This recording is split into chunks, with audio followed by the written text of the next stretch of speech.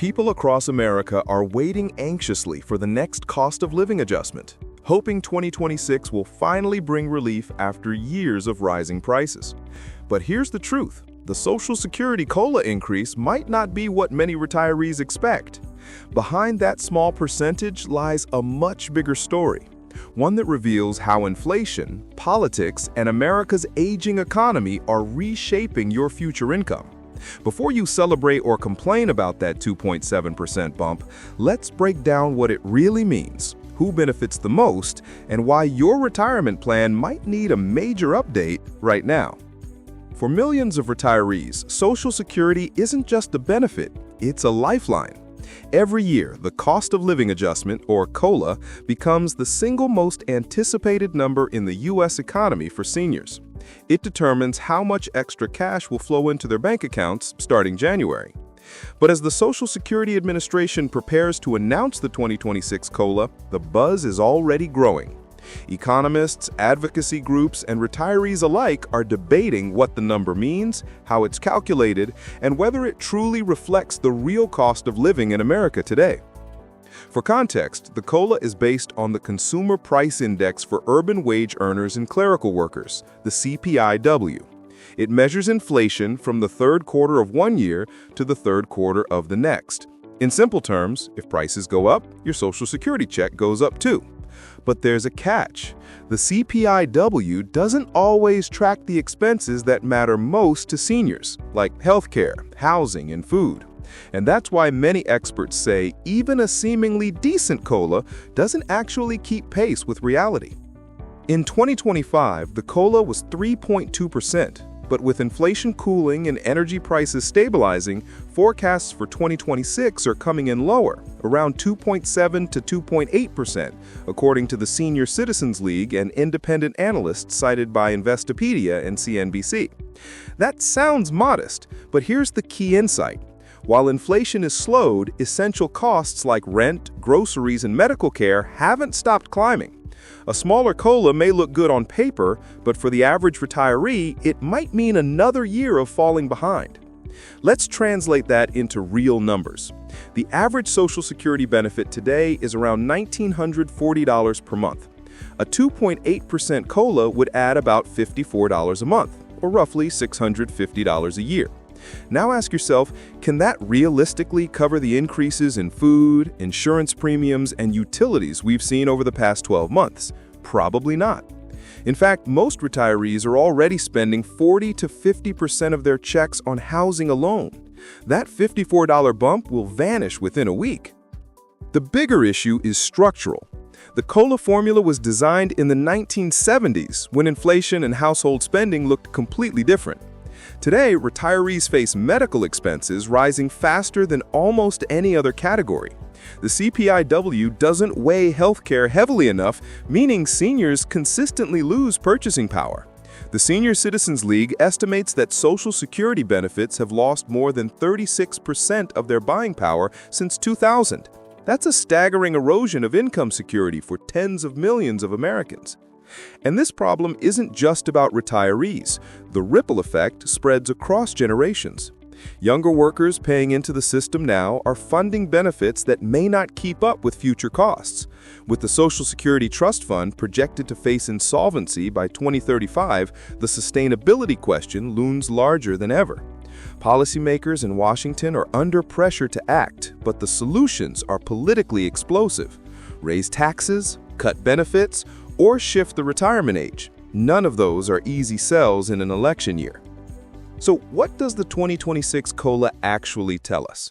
It's a snapshot of how the U.S. economy is managing inflation, or struggling with it. A lower COLA suggests that inflation has slowed, but it also highlights how fragile real-world budgets remain. Gas prices have stabilized, but rents are still rising in most urban centers. Healthcare premiums under Medicare Advantage are expected to jump again next year, along with drug copays. And while the Federal Reserve celebrates progress on inflation, retirees are stuck in an economy that feels anything but stable. For those still working, the lesson is clear. Social Security was never designed to replace your full income. It was meant to cover roughly 40% of your pre-retirement earnings. Yet today, nearly 1 in 4 seniors rely on it for 90% or more of their income. That dependence makes even small COLA changes feel monumental and dangerously misleading, because the real cost of living increase you face each year is often double the official number. So how should you prepare?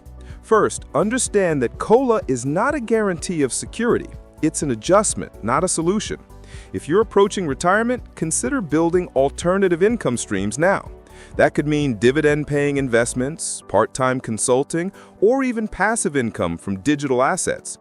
For those already retired, focus on expense control and smart tax management. Many retirees don't realize that higher Social Security benefits can push them into higher tax brackets, especially when combined with IRA or 401k withdrawals.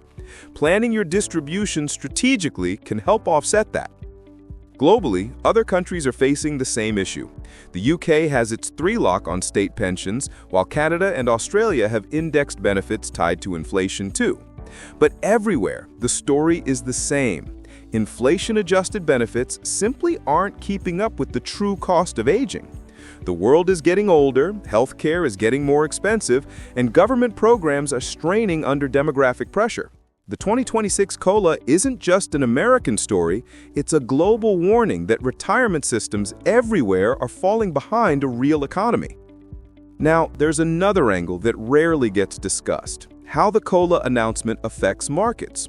When retirees expect a higher adjustment, they tend to spend more, boosting sectors like retail and travel.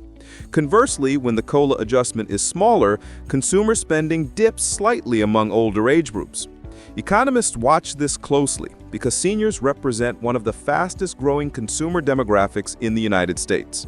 A subdued COLA can subtly drag on overall GDP growth, especially in regions with aging populations like Florida and Arizona.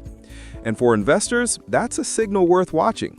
Companies in healthcare, utilities, and consumer staples often benefit from stable retiree spending patterns, but when COLA growth slows, those earnings can feel the pinch. Meanwhile, financial firms offering annuities or income-based products see increased interest as retirees look for stability. Understanding these patterns can actually help you position your portfolio to benefit from demographic shifts, something few retail investors think about. At the policy level, advocacy groups are pushing for change. There's growing momentum behind the idea of adopting a new inflation index, the EPI-E, or Consumer Price Index for the elderly, which better reflects senior spending habits. If Congress ever passes it, COLA adjustments could rise by an average of 0.2 to 0.3% annually, closing some of the gap in purchasing power. But until then, retirees are largely stuck with an outdated formula. There's also talk of revisiting the taxation thresholds for Social Security benefits. Right now, those thresholds, $25,000 for individuals and $32,000 for couples, haven't been adjusted since 1984. As a result, more retirees are paying taxes on their benefits every year, even as the system was never meant to tax middle-income retirees this heavily. Inflation silently pushes more people into that category, effectively clawing back some of the COLA increases they receive. Beyond the numbers, though, this conversation is about dignity, the right to retire without constant fear of outliving your money. Every small adjustment, every percentage point represents a lifetime of work for millions of Americans. The 2026 COLA may look like a technical update, but for those living on the edge, it's deeply personal. And here's where we zoom out. The broader question isn't just how much Social Security will pay next year, but what it says about the future of aging, work, and wealth. If we know that government programs can't fully protect us, then the responsibility shifts to individuals, communities, and smarter financial planning. That doesn't mean panic, it means empowerment. The lesson here isn't to despair over a 2.7% COLA. It's to see it as a signal, a reminder that inflation never truly sleeps, that financial systems lag behind real life, and that your independence depends on what you build outside these systems. Whether it's diversifying investments, embracing new forms of income, or rethinking retirement entirely, the real adjustment you make this year shouldn't just be financial, it should be strategic. So when the 2026 COLA headlines start rolling in, remember, it's not just about a percentage, it's about power. The power to understand your money, adapt to change, and stay ahead of the curve.